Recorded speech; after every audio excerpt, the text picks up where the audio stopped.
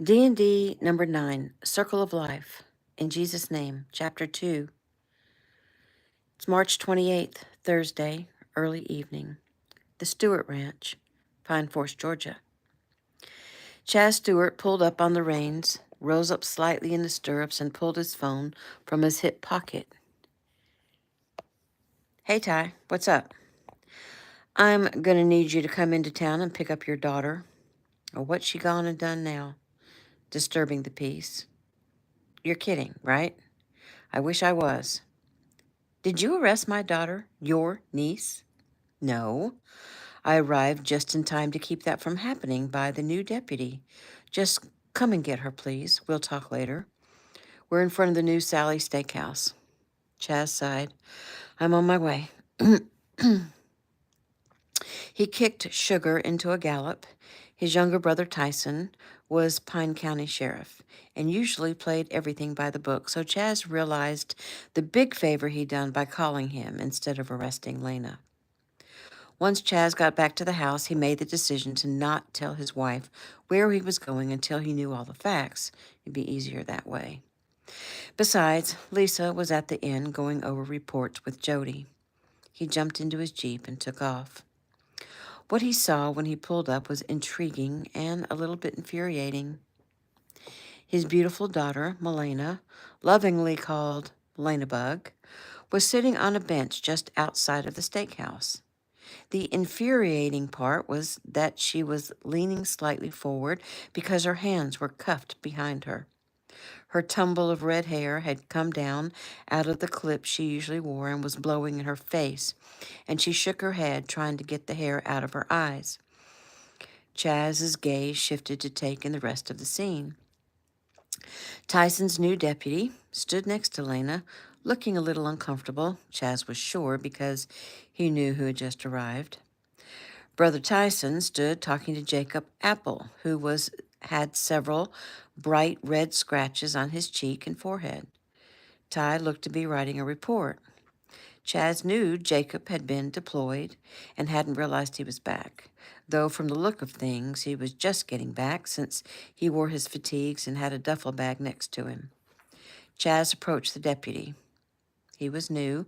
They'd only met once, and Chaz was trying to remember his name. It was something biblical. Levi. Yeah, that was it. Chaz nodded. Deputy. The deputy nodded back. Mr. Stewart. Take the cuffs off. Levi Moore swallowed hard. I'd like to, sir, but only if you can guarantee she won't go crazy again.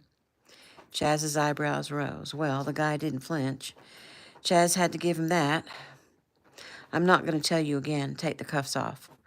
I guarantee her good behavior, he said pointedly, glaring at his daughter. The deputy did as ordered. Lena immediately stood, and Chaz pointed at her. Sit your butt down, young lady, and don't you move. She slumped back down onto the bench. Chaz approached his brother and Jacob. He nodded. Ty? Chaz? Chaz nodded at Jacob. Jake? Uncle Chaz? Chaz looked him over. The young man was not happy. His jaw was set, his eyes unblinking. Anyone want to fill me in? Jacob's lips pressed together. It was Ty who spoke. Well, the way I hear it, Jake here just steps off the bus, looks around trying to see what's changed since he's been gone. He says it was kind of hard to miss Lena and some guy fighting with each other. He says it wasn't playful. He says the guy had her pushed back over the front of the hood of his car with his hand on her throat. Now it was Chaz's turn to clench his jaw. He looked at Jacob. Are you sure they weren't just messing around? Pretty sure, sir. She was struggling, trying to sit up. He shoved her back down hard enough to smack the back of her head on the hood. Pretty good. Chaz drew a deep breath. Tyson continued. So, Jake ran across the street and pulled the guy off of her. He punched him a few good times, and Lena threw herself into the mix and pulled Jake away. The guy jumps in his Camaro and he takes off. Lena starts screaming at Jake, stuff like, why'd you do that? You've ruined everything. How could you? You get the picture. She's hitting him and scratching him, and he's trying to hold her off, but she's just gone crazy. and some bystander calls the cops. Deputy Moore is only a block away, and he flies up here and tries to pull Lena away from Jacob. She turns and starts in on the deputy, so he ends up having to cuff her to settle her down. I got here and let him know that Lena's my niece, and then I called you. Sighing deeply, Chaz nodded and looked to Jake. Thank you. Jacob nodded. No need for thanks, sir. Do you know the guy? Jake shook his head. Never saw him before, but it was a silver gray Camaro, tag number BGF4665. Chaz smiled. Good work. Thank you, sir. Chaz looked him over. He'd been gone about a year, and it seemed to have changed from a young boy into a man.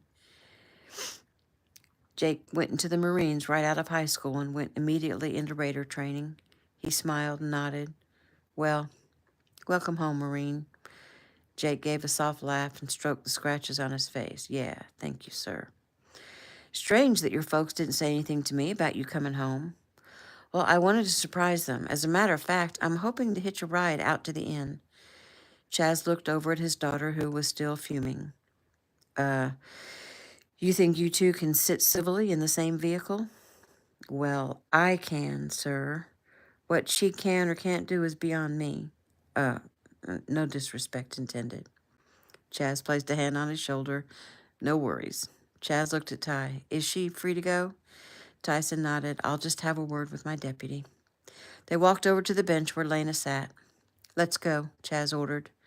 Lena climbed into the front of the Jeep, but when she realized Jake was tossing his bag into the Jeep, she spoke. What do you think you're doing? Jake didn't have a chance to answer her before Chaz did. Zip it, Chaz ordered. But not another word, young lady. Jake smiled as he climbed in the back. Lena adjusted her seat to push back as far as it would go. No problem for Jake because he had already moved into the other seat anyway, so that he could see it coming if she tried anything. They rode in silence. Lena still fuming, Chaz thinking of how to explain all this to Lisa, and Jacob thinking about his reunion with his parents. It wasn't long before they pulled up to the inn, the only home Jacob had ever known. His parents had come here before he was born to go into business with Lisa Lewis and her grandmother, Mattie Lewis. Mattie owned the old farmhouse and willed it to Lisa, and Lisa, with the help of Jake's parents, turned the property into a high-end country inn. The people he called Uncle Chaz and Aunt Lisa were not actually related to him, but they were close enough. He'd never known them. He'd never not known them, and he'd seen them pretty much every day of his life.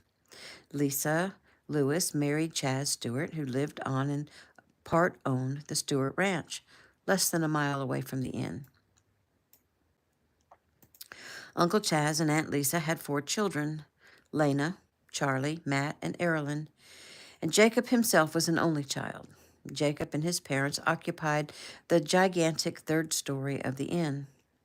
They pulled into the gate around the loading circle and came to a stop. Jake jumped out and went to grab his duffel, but it wouldn't budge. Lena, your seat is on the strap. Sucks for you. Move your seat, Bugs, he commanded, using the second half of her nickname. Move it yourself. He nodded. Fine. He walked up to the seat she was in, reached between her legs, grabbed the bar, pulled it up, and jerked her seat forward as she gave a small shriek. He grabbed his bag. Uncle Chaz, do you mind if I come get Santana in the morning? I've been thinking about a sunrise ride for months now. You know you're welcome any time. Santana will be sure happy to see you. Jake waved. Thanks for the ride, Uncle Chaz.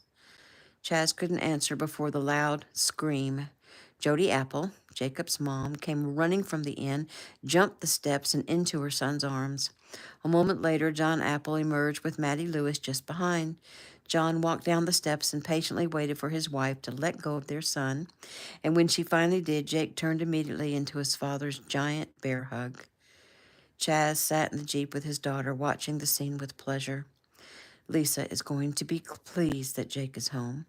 Thinking of Lisa, he waved goodbye and headed home. Jake let Grams fuss over him a bit, and then they all headed inside.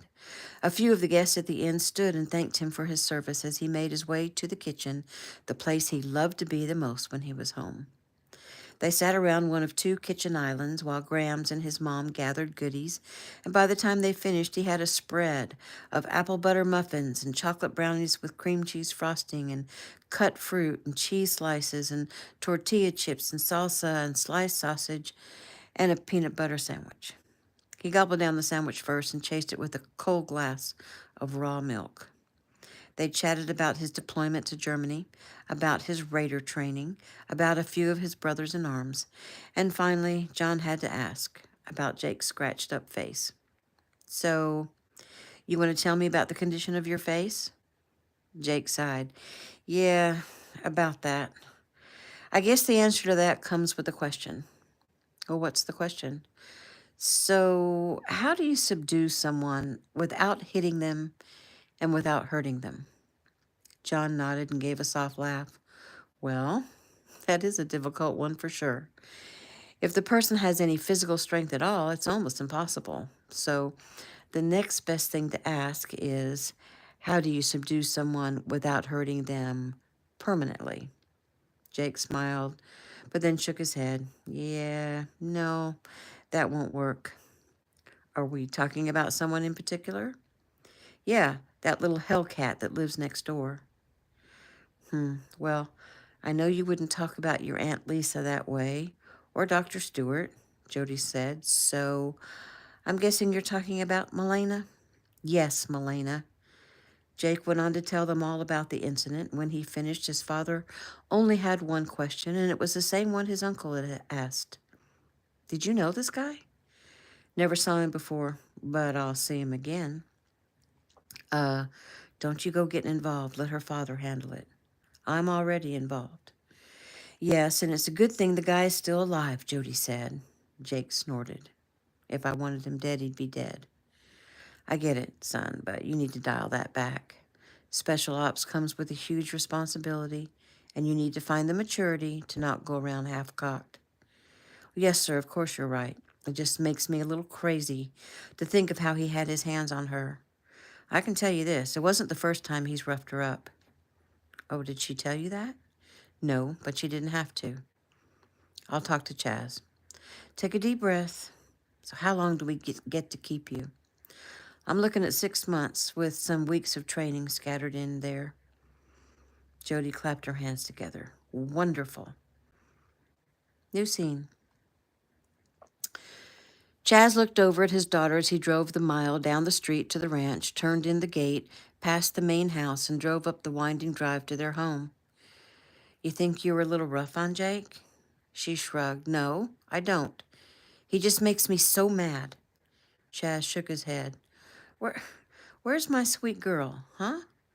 Where's the one who sat on my lap when I taught her how to ride a horse, and the one who was so proud the first time she shot the AR, or the one who was so excited when she learned to rope? Dad, the things you're describing are not what most people think of as sweet. Well, those are the things that pop into my head when I try to remember times that you smiled. He reached out and touched her cheek. My baby girl. What am I going to do with you, huh? I'm not a baby, Dad. Erlen's the baby. Well, you certainly acted like one today, don't you think?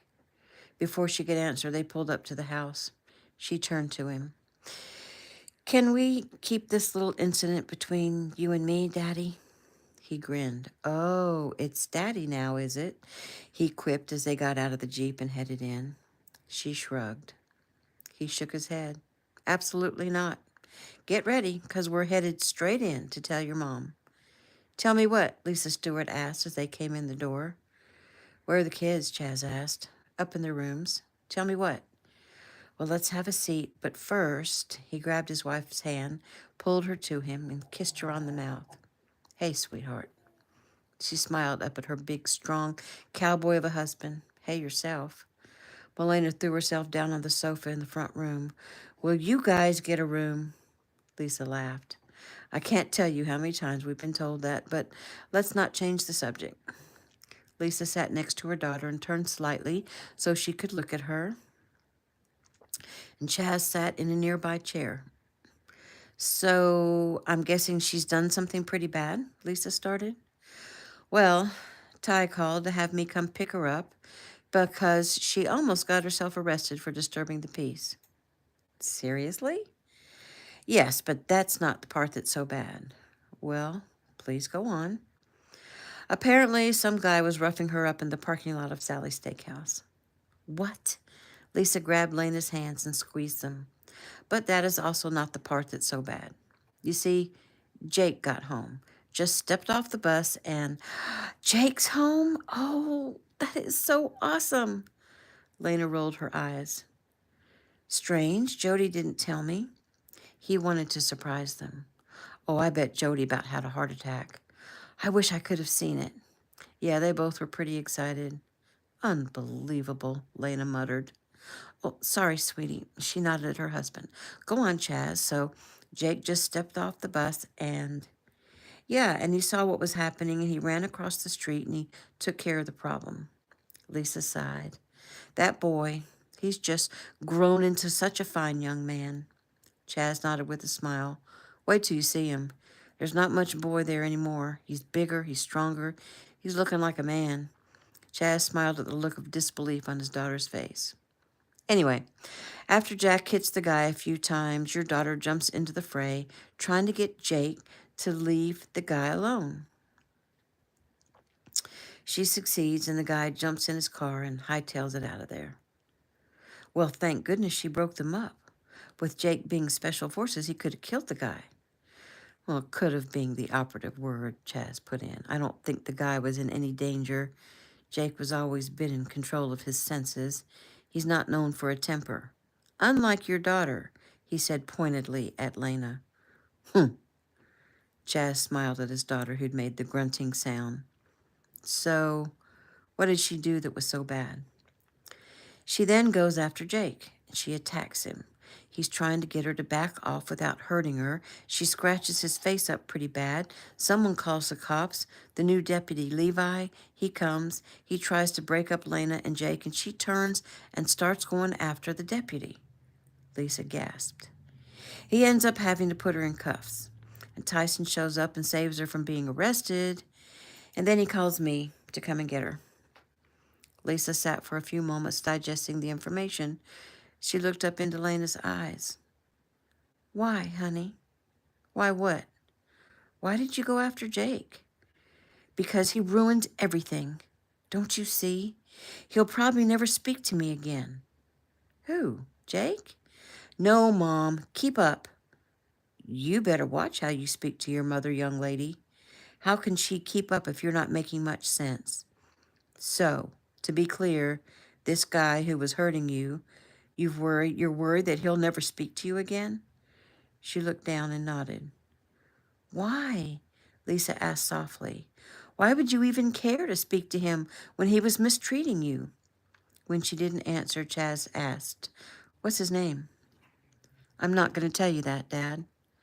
Why not? Lisa asked. Because Dad will go find him and do something to him. Yep, and I'm going to find out his name easily enough, so I'm giving you a chance to come clean and tell me his name right now. How do you think you'll be able to find out his name? You going to have me followed? Chaz shook his head. I don't have to. Jake got his license plate number. Lena threw her arm up. Well, of course he did, she yelled. Perfect. Mr. Can Do No Wrong is just perfect. Lisa decided to change directions. Honey, why would it be okay for you to have someone in your life who beats up on you? I don't understand. That's not like you at all.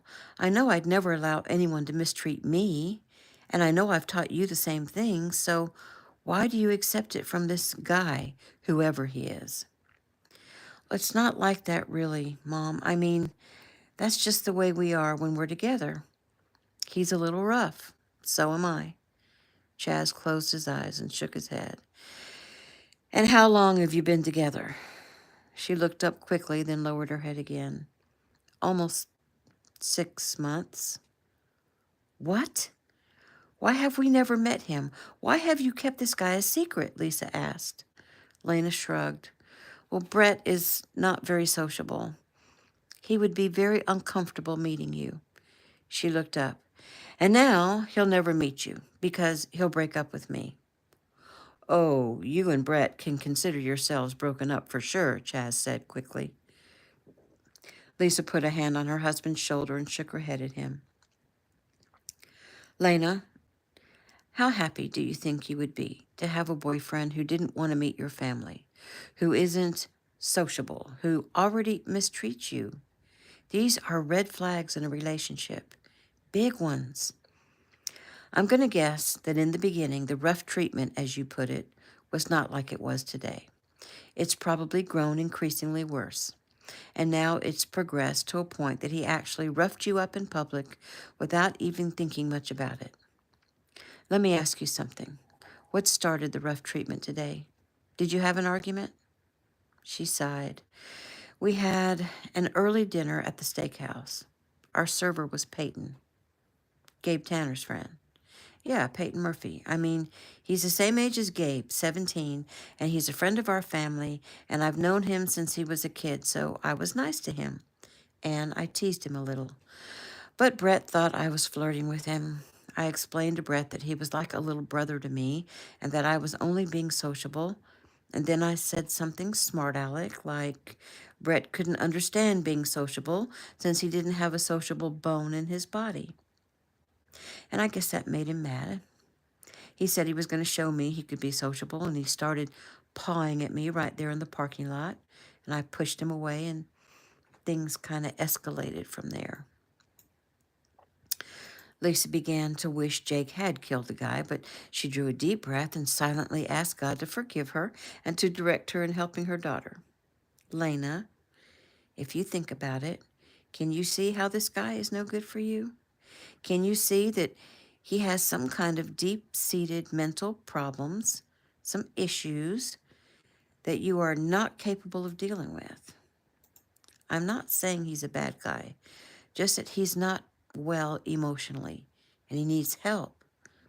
But as far as you having a relationship with him, it won't work. Tell me you can see it.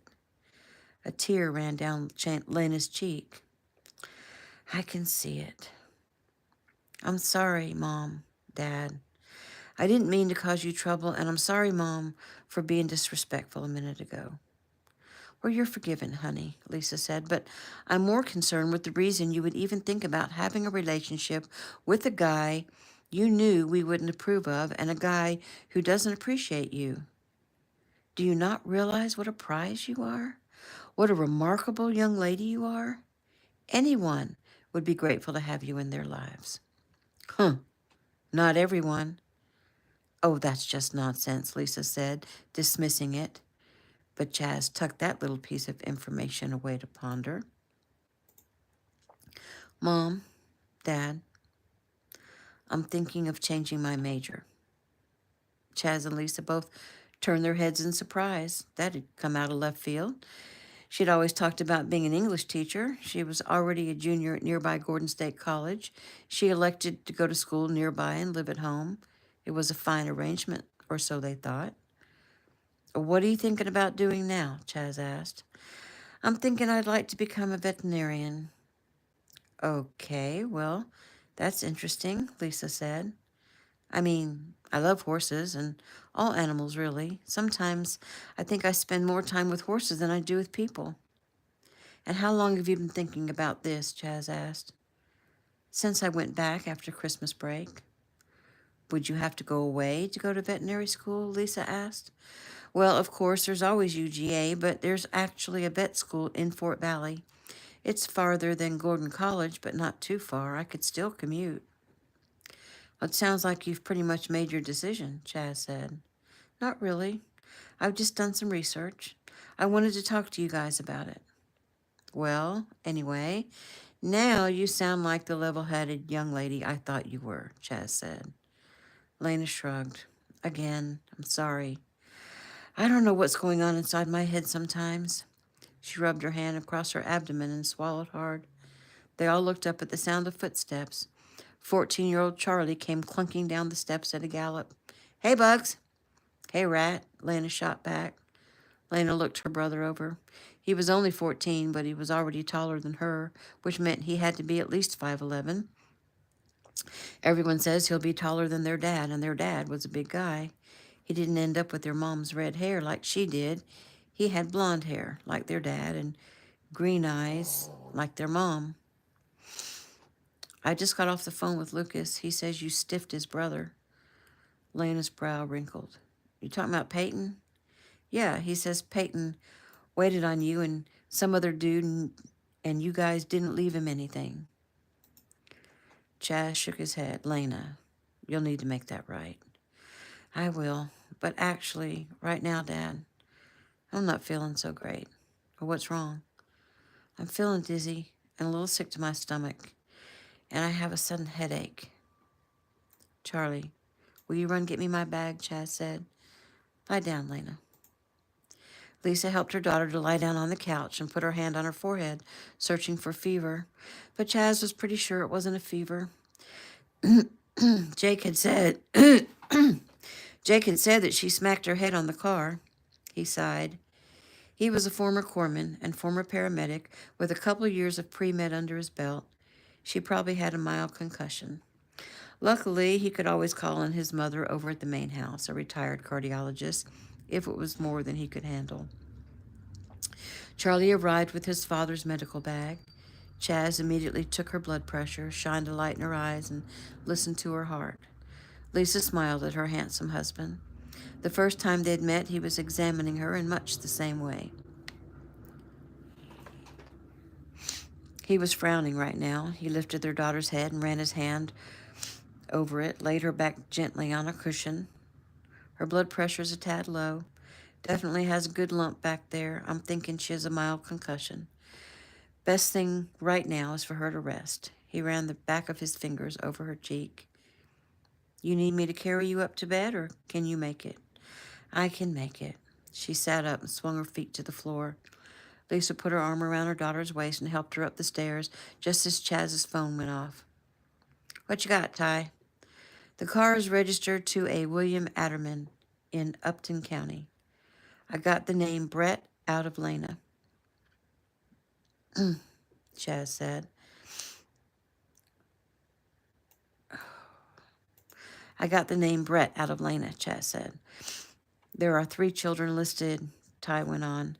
Thomas, Charlotte, and Brett, ages 28, 26, and 21 respectively.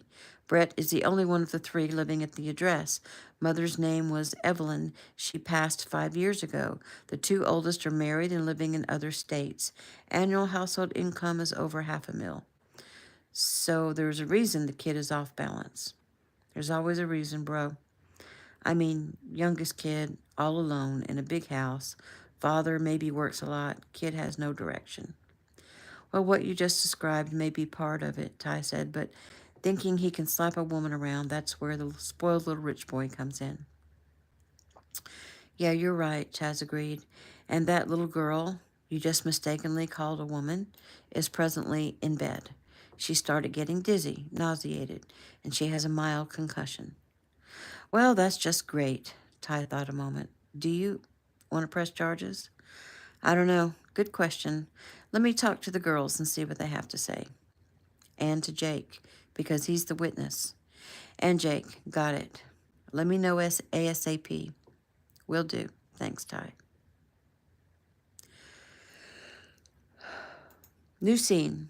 March 28th, Thursday, late afternoon. South Keno Estate, Crystal Cove, California. Taylor Keno drew a deep breath and began typing on her tablet.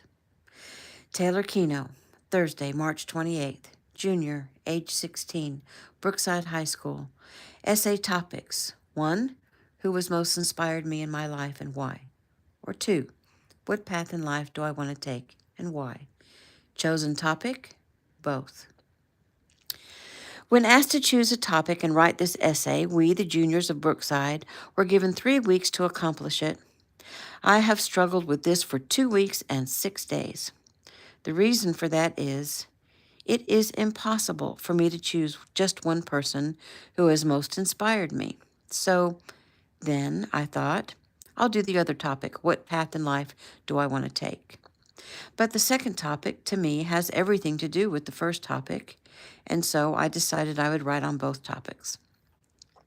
I'll begin by telling about my family, who are the people that inspire me most, and when I finish, I'll ask you, the reader slash Mrs. Allgood, to see and understand why I was unable to choose. First, Grandmaster Eric Keno was my grandfather. He's my father's father. He's my mother's stepfather. He has 2 biological children, Ricky Keno and June Flower Keno, and 3 stepchildren, Brianna Adams, Mark Adams, and Joey Adams. But he says we should not use the word stepchildren because, as far as he's concerned, he loves them as if they were his own. His first wife died when he was just 29 years old. 10 years later, he met and fell in love with Shelley Adams and married her. My grandfather is a Black Belt Hall of Fame martial arts instructor, a 4-time Mart Grand Champion, and the instructor of all of the Keno Challenge winners for over 20 years. He is a devout Christian who truly lives his religion. He has a PhD in psychology and helps counsel and heal people constantly, never charging anything ever for his services, though he spends many hours a day helping people. Granddad is a gifted martial artist and is the founder of Keno Martial Arts, a worldwide organization. But a long time ago, he did not have money at first to start a business. He began by teaching his high school classmates in his backyard and moved to an old garage and finally to a real studio. It kept growing until he now has over 400 locations. He attributes his success to God. Granddad always chooses the honest, moral, right thing to do and never operates out of lack or need or jealousy or hatred. He is not afraid of hard work, and even at almost 70 years old, he begins each day with prayer and then his own custom martial arts workout, which, by the way, is very difficult. I know, because our whole family does the same workout almost every day. Sometimes he's up by 4 a.m. and he goes all out all day, every day. Granddad is also credited with the inspiration behind Jason Lee, who is the owner of Ameritech Security, though he says that was all Mr. Lee. Granddad has a strength about him that people always talk about. If I were to write a few words that remind me of my grandfather, I would say powerful, wise, thoughtful, and humble. He is a very cool grandfather. So it sounds like I should just pick him. But wait, you'll see.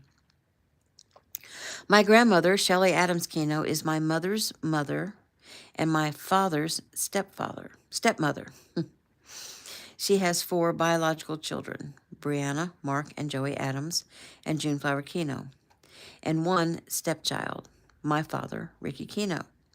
She is a 3rd-degree black belt and was the Mart Grand Champion 30 years ago when she was 35.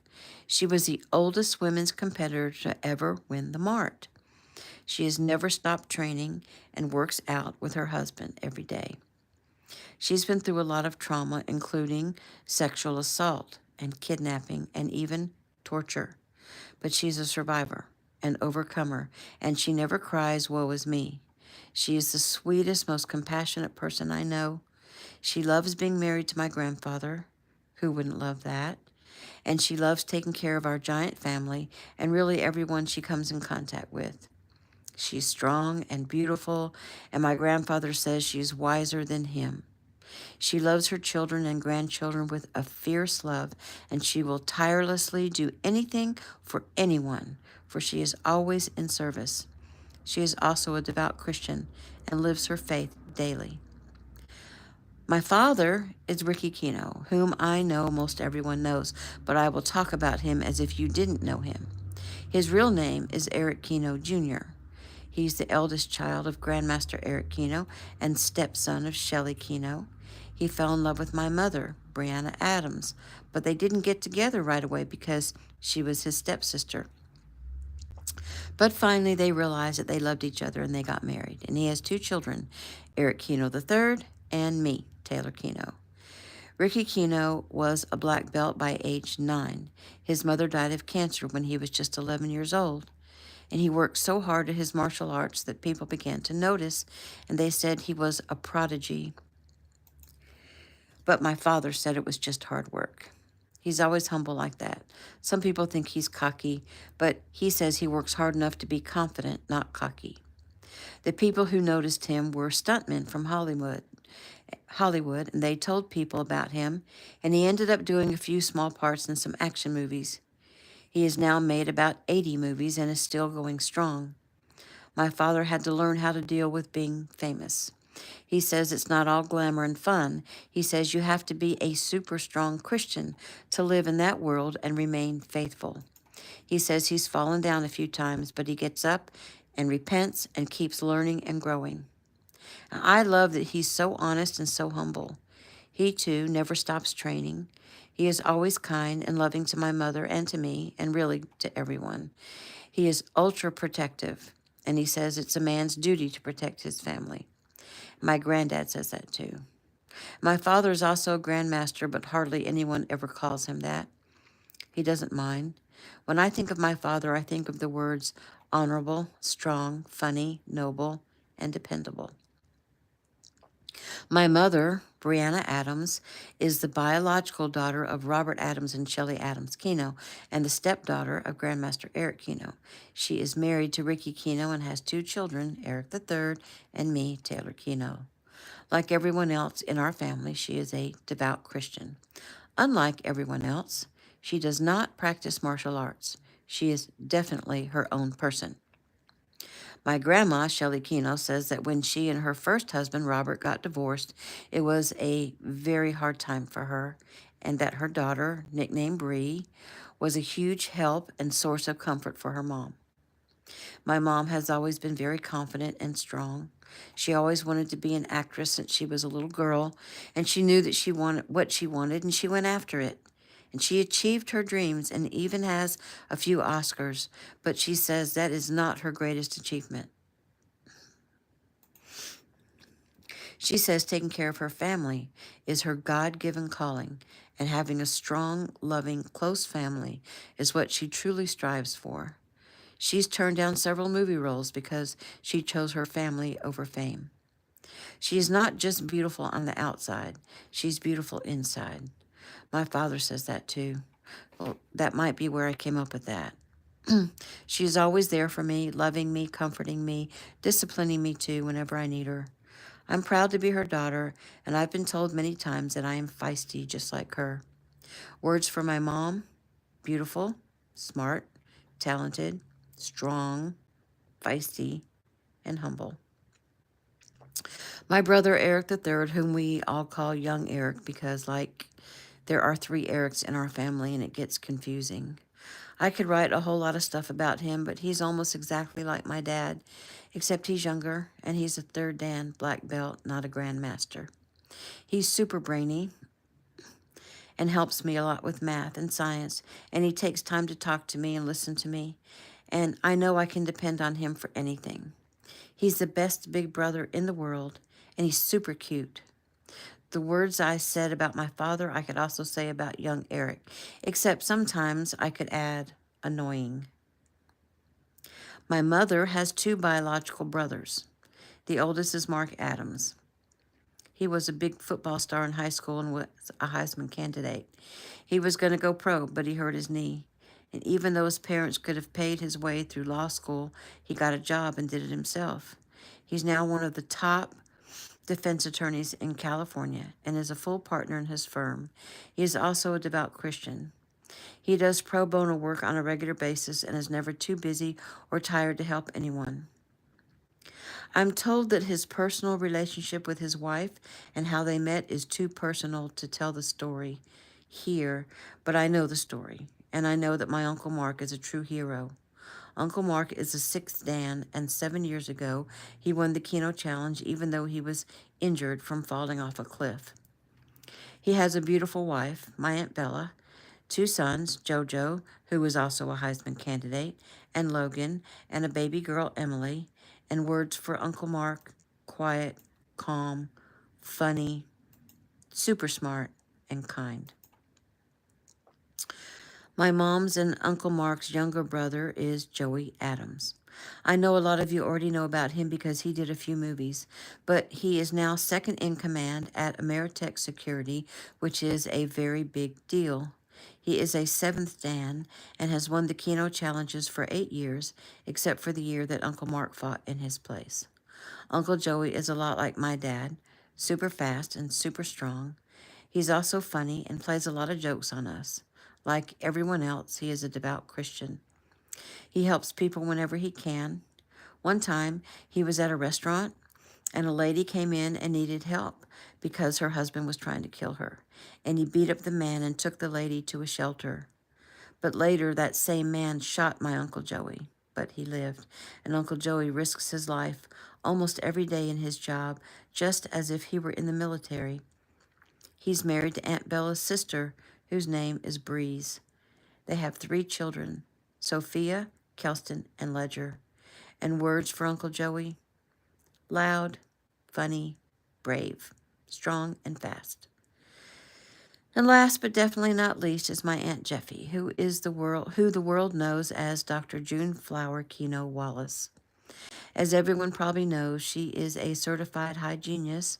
She was in college at the age of 14 and had 2 doctorates by the time she was 20. A bunch of people tried to kill her when she announced that she had developed protocols to cure every disease, but she didn't let that stop her. She started the Heal the World Foundation when she was only 7 years old, and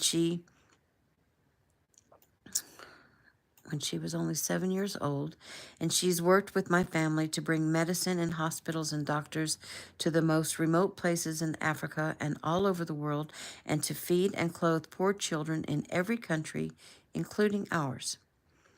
She is a devout Christian and is very close to God. She gets visions from him, but that's all I'm allowed to say about that right now. She is a martial artist, a 5th Dan, and winner of the female division of the Keno Challenge for 3 years. Aunt Jeffy is married to Cameron Wallace, who is an Ameritech agent.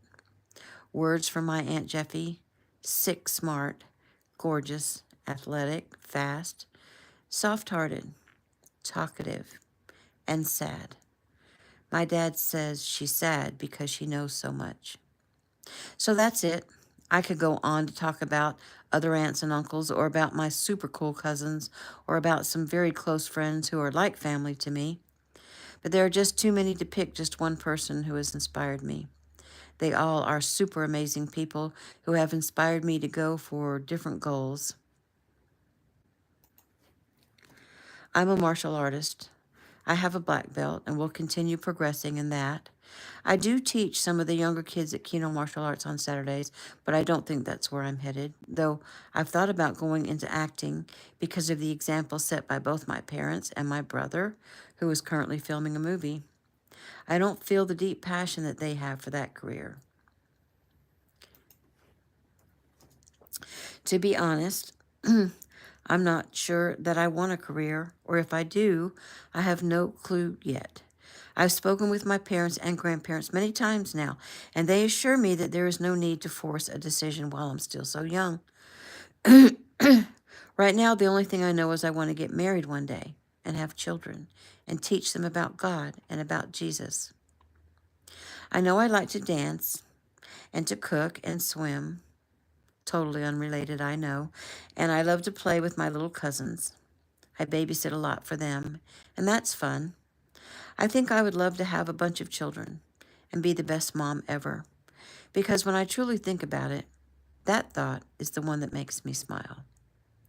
I will conclude this essay with this. We all probably have many people who inspire us and many options to choose as far as path in life. The best thing to do is to talk to God about it. He will always let us know the correct path to take. Sometimes it requires just a little bit of faith. End. Taylor read it over one more time, saved her work, attached it to the school email addressed to her English teacher, and hit send. Well, she thought, that's that. It'll be there on time, first thing tomorrow morning. She sighed. It felt good to have the assignment done and off her back, and when her father asks her again, she'll be able to say, "Yes, sir, I did it." Her father. She thought over what she'd just written about him. She didn't say the assignment that most of her friends at school said about. She didn't say in the assignment what most of her friends at school said about her father. He's hot. Taylor didn't know about him being hot, but he was a handsome man. They just thought that because of his movies. He was a mixture of Native Hawaiian and white. Of course, Native Hawaiian is also a mixture of many groups of people, including Polynesians and Japanese and Chinese and white and many others. Her father had black hair, dark brown eyes, an extremely well-muscled body, light bronze-colored skin, and a gorgeous smile. Her mother was what everyone called drop-dead gorgeous. Taylor agreed with that. She was slim and toned and had long, shiny brown hair and beautiful gray-colored eyes and perfect lips.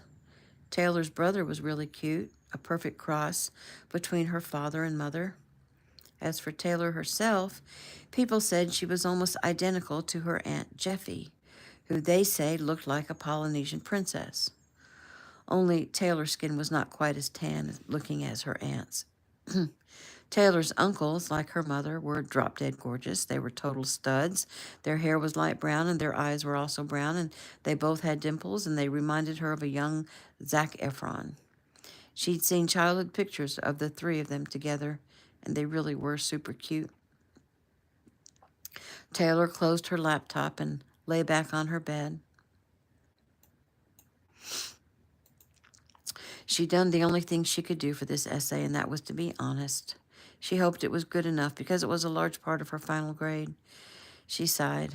Here she was, 16 years old, surrounded by beautiful, talented, ultra-successful people, and she had no idea what she wanted to do in life. Most of her friends at school at least had an idea, if not a well-developed plan. She'd spoken to her mom a few times and to her father, but nothing seemed clear. She would pray some more and do some fasting and see if she can get in tune with God's will for her. She was sure he had a plan for her. "Come in," she called at the knock on her door. "Hey, Tay-Tay," young Eric said. "Just checking in with you." "Hey, how's the filming going?" "Going great. I'm really looking forward to the screening and see what you think." "Why would it matter what I think?" He frowned and came in and sat on the side of her bed. Because you matter. What's up?" She shrugged. "I don't know. I'm feeling a little out of place." "Well, are you Taylor Keno?" "Yes." "Well, I have it on good authority that this is her bedroom." "You're such a dork." "No, really, Taylor. What's going on?" "Are you still mooning over Logan?" She rolled her eyes. "Will I ever live that down?" "I'm not trying to give you a hard time. I just really wanted to know if that's the problem." She sighed. "No, it's not the problem. Look, I know it was silly to think that I was in love with him, but he was always so nice to me. He was so kind and treated me like a lady." "I'm not nice to you?" Taylor looked him over and smiled. "Okay, yes, you're nice to me, but you're my brother, and he wasn't related, at least not at the time I first met him. How was I supposed to know he was going to get adopted into our family and become my cousin?" "I get it, Tay, but if he's not the problem, then what is it?" "I don't know. I guess it's that I don't know what I'm going to do with my life." Uh, you're only 16. You have time to figure all that out. Just enjoy your current age. Take time to be friends and do fun stuff." "What do you like to do for fun?" "Nothing." "Are you sure you're 16 and not 60? I don't feel like anything I do makes me happy, you know? Nothing that really sends me." He smiled and tugged on a lock of her long dark hair. "I know that's not true. You like to dance, right?" She shrugged. "Yeah, but it's not like I'm trained, and it's too late to start now." "It's never too late. You should talk to Mom about it. But, I mean, you can dance socially. Spring break is coming up. Are you and your friends going to have a party or something?" Yeah, there's a big 3-day at Laguna Beach, but I don't know if I'm going. Well, I know Dad won't let you stay for 3 days, but maybe you could go to one. She shook her head. Why not? He asked. Really, I guess I don't want to go because all they do is drink and then see if they can find someone to, well, you know. And I get tired of being hit on. What? Are we talking about guys trying to have sex with you? Well, that's all they seem to think about.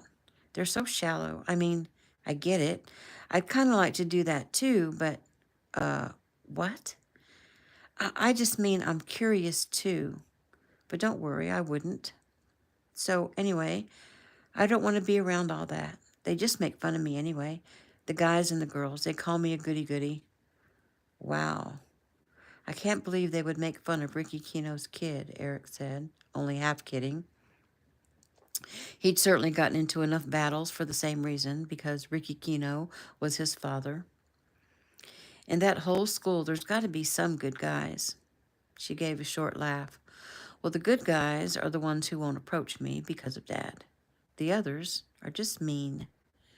Well, maybe I should meet a few of these mean people. What are you going to do, Eric? Beat them up? No, I guess not. They're minors. But you could. She laughed. I wouldn't do that. It would only make things worse. Well, I know you wouldn't, but it might make you feel good just to know that you can, he said with a laugh. Oh, yeah, that makes me feel great. She sighed. I don't mean to act like some victim. It's not everyone. I do have some good friends who I think like me just because I'm me.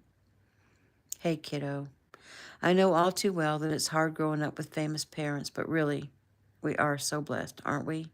I mean, a lot of people struggle financially, and some kids don't have enough food to eat, and a lot of people don't have both their parents in the home, like Dad when he lost his mom, she said. Exactly. But you're blessed, and whatever you finally decide you want to do, whenever you decide, you're going to have every opportunity and every means to pursue it. Yeah, and that's part of what bothers me. I'm not following, Taylor. Well, since I've been given so much, what am I going to do with it? You know, what Mom and Dad are always saying, and what the pastor just spoke about a few weeks ago. It was a scripture in Luke. I forgot the chapter, but it says, to those who are given much, much will be expected. Well, I want to do something important. I want to give much. I just don't know what path I'm supposed to take in order to do that. You know, little sister, I'm not a bit worried about you. Your head's in the right place. Just stay calm, let go of trying to force it, and God will make his plan known to you. I know he will. New scene. March 29th, Friday morning, sunrise, Eastern Daylight Time, Stewart Ranch, Pine Forest, Georgia. Hey there, Santana, Jake said as he nuzzled his chestnut stallion. I sure have missed you, boy. The horse whinnied and pushed Jake's shoulder. Jake laughed. Sorry, boy, it couldn't be helped, but I'm home for now. How would you like a good hard ride, huh? He saddled up and led the horse out into the gray light of dawn. Late March temperatures in middle Georgia in the morning usually hung around 50 degrees, so Jake needed no jacket. He mounted and immediately kicked Santana into a canter and had to smile. The breeze in his face felt good, the equine muscles beneath his legs powerful. He rode past the main homestead and out into the open pasture of the Stewart Ranch. His mind relaxed. It was so good to be home, to relax a bit, to let his mind wander. He thought of his parents' welcoming hugs, of Graham's delicious dinner last night, and of his initial step down off that bus. Milena had been a thorn in his side for years now. First, she acted as if she liked him, then as if she couldn't care less about him, and now as if she hated him. Yesterday, all he'd wanted to do was get that guy off of her, and all she wanted to do was to tear his head off. He didn't get it. He hadn't done anything to the girl. He'd been a perfect gentleman their entire lives. He remembered her when she was like 10, and how tall and skinny she was. Still, even way back then, she was pretty. And any guy could look at Lena Bug's hot mom and see what she would eventually look like. He knew because he and the guys at school had discussions about the lady he called Aunt Lisa. And now it was plain to see that Milena is every bit as gorgeous as her mother. Tall, slim, athletic, with long red curls that almost reached her waist. He'd almost be interested if she wasn't such a hellion, and what her problem was with him, he had no idea. He had ridden a good 20 minutes before he headed back, and he pulled up short when he heard the gunshots. He'd skirted the property and came up on the shooting range. His father was there, and Uncle Chaz, and Lena. He didn't want Santana's ears to be hurt, so he took him to the stable and came back to join the shooters. Gabe Tanner and his father had just pulled up in their SUV. He joined them and extended his hand. "Hey, Gabe, didn't expect to see you." 17-year-old Gabriel Tanner shook his hand. "Well, we heard you were home, and I wanted to come see you before school today because I'm headed out west right after school to go visit Agent Davis during spring break. Also thought I'd go ahead and get some shooting in this morning." "That's cool. I'm glad you got to see me," he joked. "Why are you going out to visit the Davises? Something going on?" "Not really. They're going to spend the week up at their lake house and invited me to get some shooting in." "Are you taking your guns?" "Yep, because there's an Ameritech jet leaving the ATL this afternoon, and they're going to let me hitch a ride." "Sounds like a good time." Jake turned and held his hand out to Gabe's father, Keegan Tanner, who was the head of the Southeastern Division of Ameritech Security, a hero in Jake's eyes. "Uncle Keegan, I mean, Agent Tanner." "At ease, Marine," Keegan said as he shook Jake's hand, then pulled him in for a hug. He looked him over. "She did a number on your face, huh?" "Yeah, Jake, what's up with that?" Gabe asked. Jake wasn't surprised that they knew Lena had attacked him. In a small town, everyone knew everything. He shrugged and shook his head. "I have no idea." What'd you do to her?" Gabe asked. "I pulled some guy off her who was pushing her around. That seemed to piss her off." "Come on, Gabe," Keegan urged. "We don't have a lot of time." They moved forward to join the others. "Hey, Jake, glad you decided to join us," his father said. "Hey, Dad, morning, Uncle Chaz." Chaz nodded but had his eye on Lena, who didn't speak because she was currently taking aim. She squeezed off 1, 2, 3, 4, 5 shots from her AR-15, pinging metal every time. "Good job. How does that feel?" Chaz said. "Okay," she answered. "And you can see fine and no more dizziness or headache?" "No, I'm good." She put on the safety, laid her weapon down, and removed her glasses and ear protection. "What's wrong with your eyes, and why are you dizzy?" Jake asked. She looked up at him as if she just noticed he was there. "Nunya," she answered shortly. He rolled his eyes. "Uncle Chaz?" "She got a little sick last night. Mild concussion from a bump on the back of her head." "Damn it," Jake cursed softly, then looked up quickly. "Oh, sorry." "Well, I'm inclined to feel the same way," Chaz said. "You want to have a go?" Jake's father asked. He stepped forward. "Sure." Jake grabbed up the AR Lena had just set down, checked the magazine, released the safety, and squeezed off the last 10 shots in rapid succession, hitting the metal targets with 6 shots and aiming at the paper target attached to a bale of hay with the last 4 shots. John Apple looked on with pride. Jake flipped the safety, checked the chamber, ejected the mag, and laid the firearm down. Lena picked up a scope and looked at the paper target. "Looks like you missed 2, she announced. "Is that what you think?" he asked. She shrugged. "Well, you took the last 4 shots at it. There are only 2 holes." "I guarantee you all 4 bullets are in that bale of hay, one right behind the other." "Fine. Why don't you walk down there and find out?" "'Cause I don't have to. I already know."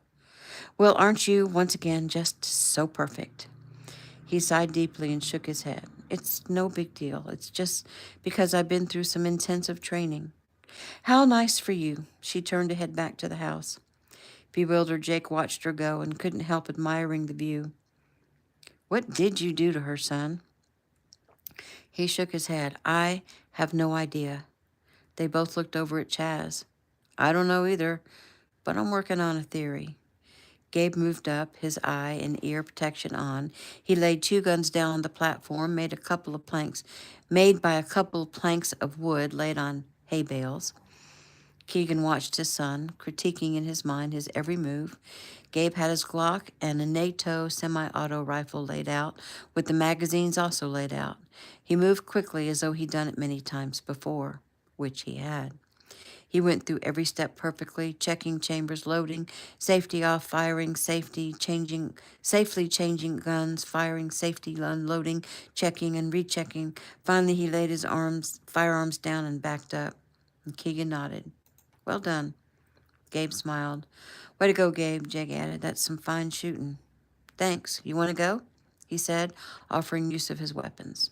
Oh, absolutely. There was an unpacking of more firearms and more ammo when all of the men each took turns firing various firearms until the timer went off on Keegan's phone. That's it, son. We got to go. They all packed up and went to start on their day. Jake went back to the stable, praised Santana for being so patient, and began brushing him. And that is the end of chapter 2.